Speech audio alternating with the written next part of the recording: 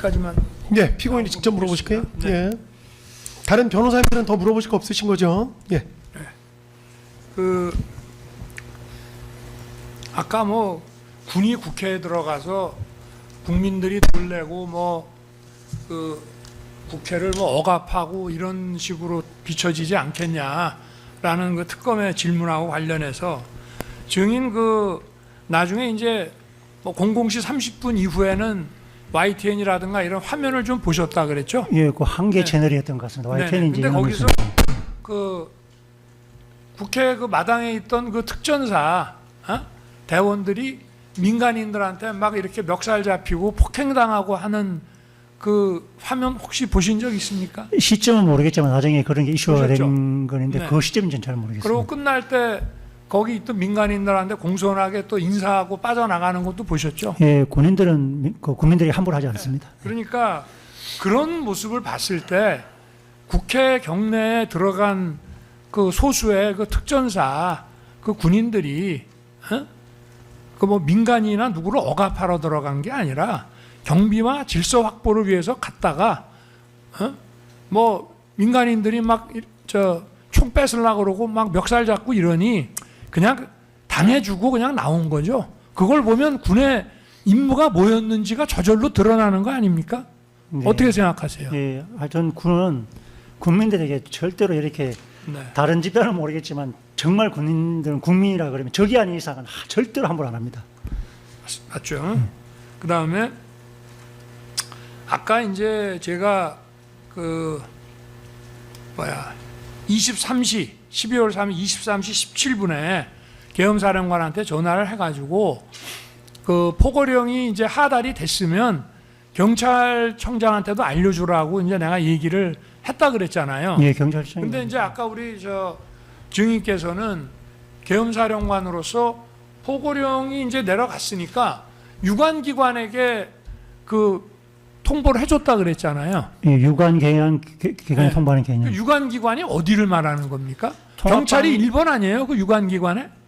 네, 제일 먼저 경찰하고 협조합니다. 그렇죠. 그러니까 어차피 또 경찰이 그 밖에 와서 지원하고 있는 거 정도는 알고 있지 않았습니까? 예, 네? 포고령 내려갈 때는 사실은 명쾌하지는 몰랐지만 네. 당연히 계엄령에서 보면 일본 그렇죠. 계엄하면 군하고 네, 경찰 네. 아닙니까? 네, 네, 네. 어? 네. 그러니까 유관기관이니까 그 당연한 얘기를 네, 맞습니다. 지금 하는 거죠. 예, 유관 기관. 네. 네. 그다음에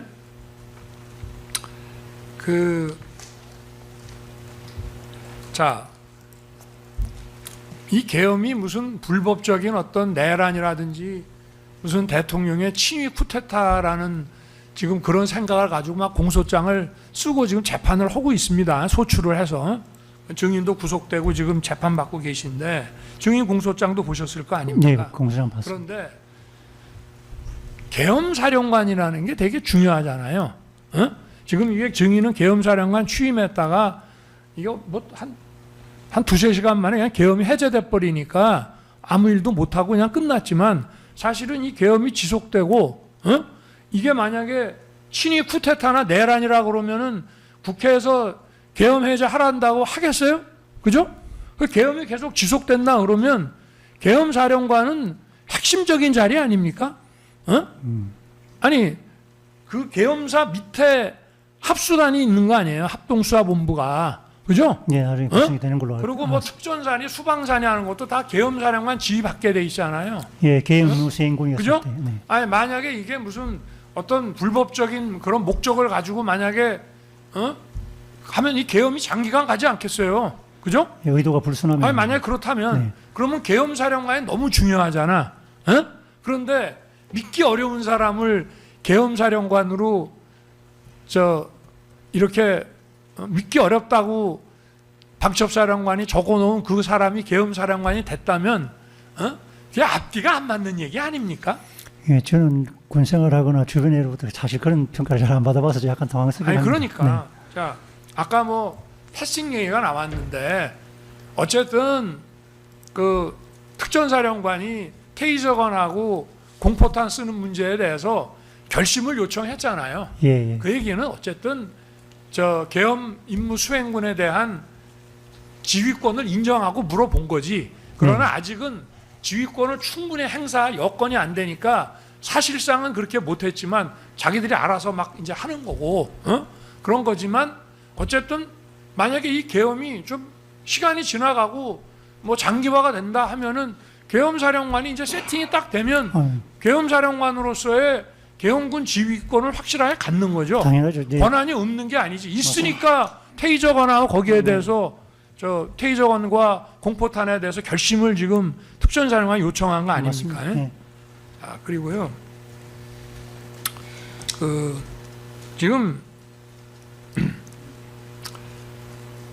여기 계엄사령관이 돼서 이제 상황 파악은 아직 못하는 상태에서 끝났지만 이게 군이 아주 통상의 이제 계엄이라고 가정을 한다면, 이를테면 뭐 일반 합참 계엄과의 매뉴얼 같은 왜 일반 그런 계엄 훈련, 전시 작전 같은 훈련을 할 때 따라서 하는 그런 거라고는 비교가 안 되지. 군이 굉장히 적은 숫자가 투입된 건 알고 계시죠? 예. 그죠? 알고 있습니다. 이게 무슨 맞아요. 계엄인가 이런 생각 안 하셨어요?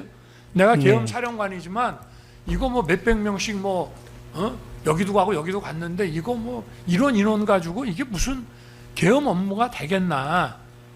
전국 비상계엄이라고 말은 하는데 전국이 국가 비상사태라고 선포를 했으니 그렇게는 되지만 이게 무슨 이게 정상적인 그런 평소 같은 그런 계엄인가? 그런 생각은 당연히 하셨죠. 예, 계엄 수행군의 숫자도 우리가 연습하거나 할 때에 비해서는 뭐 턱없이 부족한 건 맞습니다. 그리고 이제 계속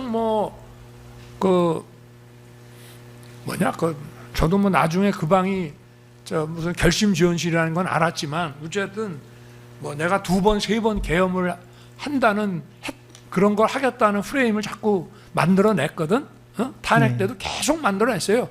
심지어는 탄핵이 기각돼 가지고 대통령직에 복귀를 해도 또 계엄을 선포할 거라는 식의 프레임을 지금 반대 측에서 만들어냈는데 이게 계엄 한번 선포했다가 해제하고 또 계엄 선포가 가능한 겁니까? 현실적으로 말이 되는 소리입니까? 저는 좀 어렵다고 봐요. 더더욱이나 이번에는 뭐 첫 번째 계엄도 안 되는데 두 번째 뭐 할 수도 말이 안 되는 얘기죠. 할 수가 없는 정도입니다. 좀 뭐 정숙해 조직이 주세요. 갖추셔야지. 자, 그리고 아까 이제 특검 측에서 뭐 이 계엄이 실패한 계엄 아니냐? 근데 뭐 거기에 대해서 뭐 분명한 말씀은 안 하셨지만, 자, 성공이냐 실패냐를 가르려 그러면 목적이 있어야 되죠. 네, 이 계엄의 목적이. 네. 그 목적 달성이 안 됐으면 실패죠. 그죠? 네, 목적 그렇습니다. 달성이 됐으면 성공한 거죠. 근데 증인 이 네. 계엄의 목적이 뭐라고 생각해요? 이 계엄의 잘 목적이 뭔데 목적 달성이 안 돼서 이게 실패한 건지 아니면 그래도 어느 정도 목적이 달성이 됐다라고 생각하는 건지 이 목적이 뭐라고 생각하십니까? 그런 부분을 파악하거나 이렇게 하는 그런 절차를 가질 여건이 안 됐었습니다. 아니 그러니까 이게 지금 나중에 보니까 국회에 질서확보로 소수가 들어갔고, 그러고 수방사는 아예 총기까지 내려놓고 갔다고 보고를 했고, 특전사는 뭐 소수가 들어갔는데 막 시달리고 뭐 소화전 뿌리니까 계속 도망다니고, 그죠? 그러고 나중에 보니 뭐 선관위의 일부가 좀 들어갔다 이런 얘기 나중에 들으셨을 거 아니에요. 예, 나중에 네? 선관위 그렇죠? 뭐 이상한 얘기가 그런데 그거 말고 어떤 무슨 정무 계획이라던가 그야말로 대한민국의 모든 권력을 그냥 대통령이 싹 장악하려고 그랬는데 그래서 그런 무슨 저 정무 계획이라든가 이런 걸 만들어 놨는데 막 국회가 전격적으로 해제하는 바람에 못했다 이러면 실패한 계엄 아니겠어요, 그죠? 만약에 근데 그렇다면 그런 계획이나 목적을 모르시죠? 모르시고 당시에 대통령님께서 그런 걸 다 아니 가지고 그러니까 계신데 그런 계획 자체가 네. 존재한다는 거를 네, 존재하지도 않거니와 예. 그런 거를 알지도 못했죠. 예, 최고 통수권자신데 뭘 그럼 여기에 대해서 뭐 실패냐 성공이냐라고 누가 물어보면 이거를 뭐 성공입니다라고 말하기도 어렵지만 실패라고 말하려면 이 계엄의 목적과 계획을 알아야 되는데 네, 거기에 대해서 뭐가 없었잖아요, 그죠? 예, 그런 부분에 뭐 실체가 뭐 가능하죠. 특검에서 뭐 아무리 뒤지고 수사를 해도 이 계엄이 추진했던 어떤 정무 계획과 구체적인 뭐 이런 거에 대해서 뭐 조사받은 거 없죠? 네네. 들이대면서 그죠? 네네. 그다음에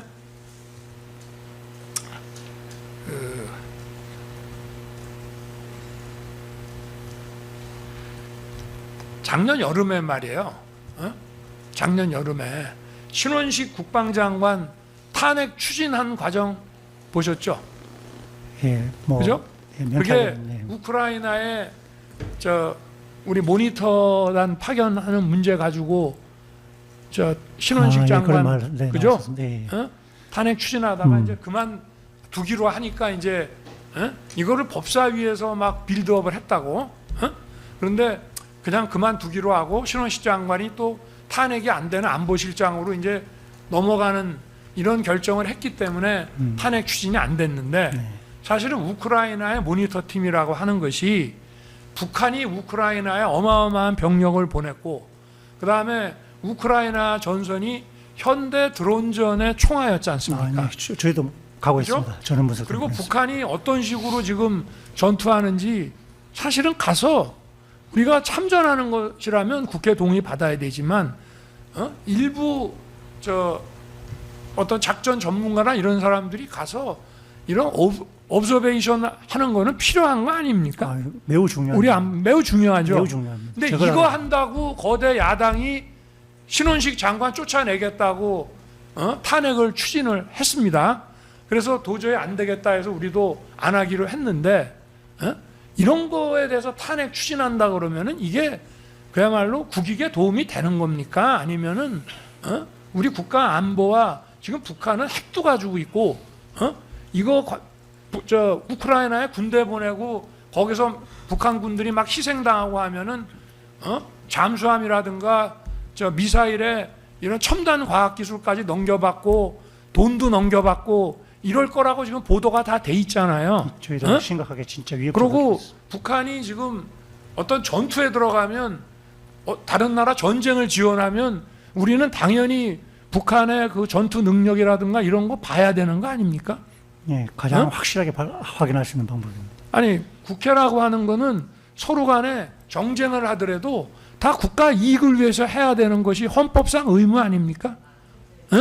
근데 이런 국방장관 쫓아내겠다고 하면은 일반 군인들이나 정상적인 그야말로 애국 시민들이 나라를 사랑하는 사람들이 이거를 어떻게 보겠어요? 한번 아니 아까 왜 하이브리드전이라든가 지금 뭐 중국에서는 그걸 초안전이라는 말로 네, 쓰고 초안전. 있는데 이게 지금 총칼로 국경선 지키는 게 다가 아니지 않습니까? 예, 훨씬 위협적이에요. 내부가 무너져 버리면 끝나는 거잖아요. 아까 조지아처럼. 그런데 이게 거대 야당이 국회 의석수를 가지고 이런 거 국익을 위해서 도대체 우리 안보를 위해서 이런 거 한다는 거를 탄핵하겠다고 밀어붙이는 거에 대해서 그 당시 군에서는 어떤 식으로 봤습니까?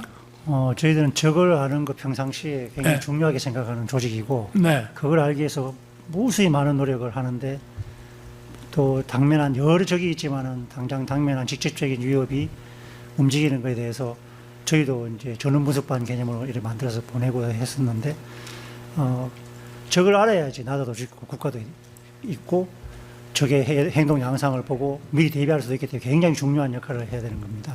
그래서 저희도 억지로 보냈고 그러한 것들은 매우 중요하다고 생각하고 있습니다. 아니 그 미국 이제 남북 조금 정리를 좀 정리하겠습니다. 하실까요? 네. 원래 그 미국 남북 전쟁이 당시에는 최첨단 무기들을 써가지고 사상자가 많았잖아요. 전사 공부하실 때 배우셨죠. 그래서 유럽의 많은 국가들이 그 남북 전쟁 참관하기 위해서 엄청나게 모인 거 알고 계시죠? 예, 많이. 그러니까 모든 전쟁이 새로운 전법이라든지 그리고 아주 치열하게 싸우고 이럴 때는 많이 가서 전시 참관을 하지 않습니까? 예, 실제 전투에 참가하면 좋겠지만 참가하지 못하니까 참가를 가장 못하- 좋은 방법이 그겁니다. 그죠? 모니터하는 거죠. 예. 자, 이상입니다. 네.